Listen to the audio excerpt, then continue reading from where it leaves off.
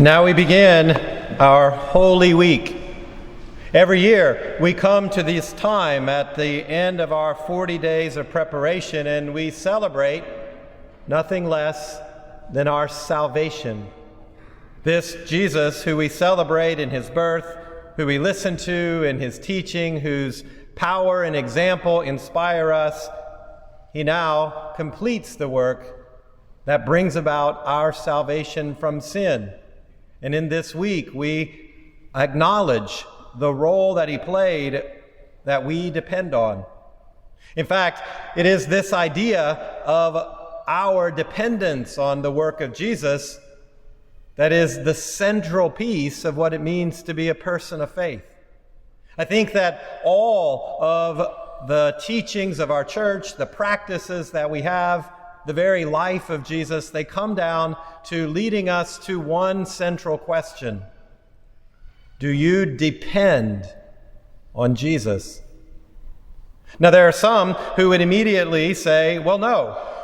Plenty in our world that would say, it doesn't really matter, I don't believe in God, whatever reason they might give, of course not, I don't depend on Jesus. On the other side, we have those who would immediately say yes. And their lives would demonstrate that yes. That category of people who depend on Jesus entirely, those are the ones we call saints. And then there's the rest of us in the middle somewhere, where we say, yes, I depend on Jesus, but our actions don't always follow what we claim. Where we have more of an ambivalent understanding of that, to say, well, I kind of depend on Jesus some of the time. When things go badly, I turn to him in prayer. When I'm doing pretty well, I might forget about that.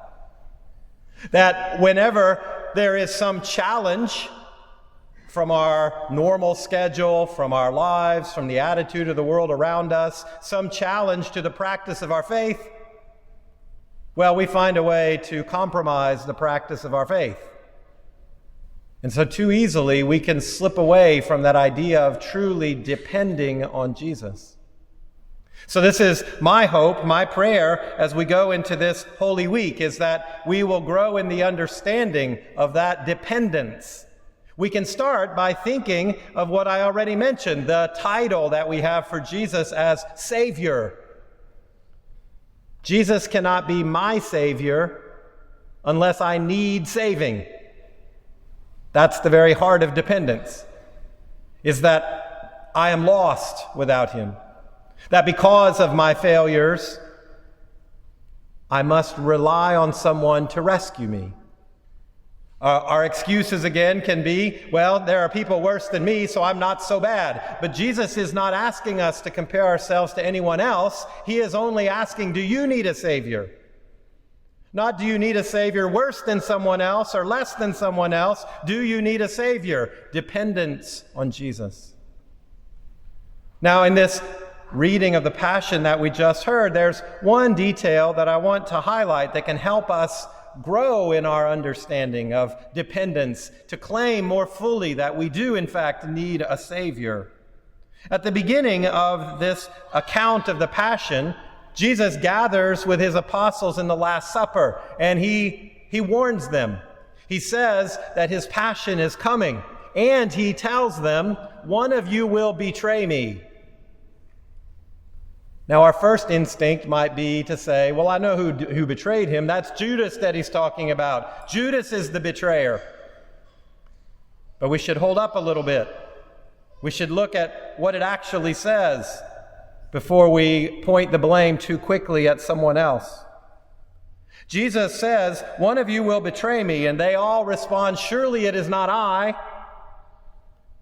And then Jesus says, he who has dipped his hand into the dish with me is the one who will betray me.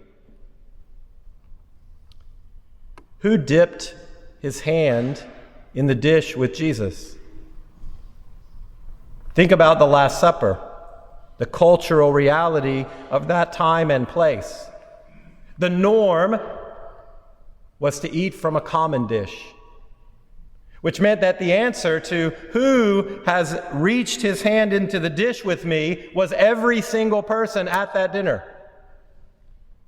We can see that Jesus just predicted a betrayal, and then when Judas leaves, the rest of them are not up in arms. They don't look at that situation and identify Judas as the betrayer, because each of them has dipped their hands into the dish, so it broadens the scope of who might betray. And certainly we see that Judas obviously has his betrayal, but Peter denies him, the rest run from him, all of them betray what they claimed they would be able to do.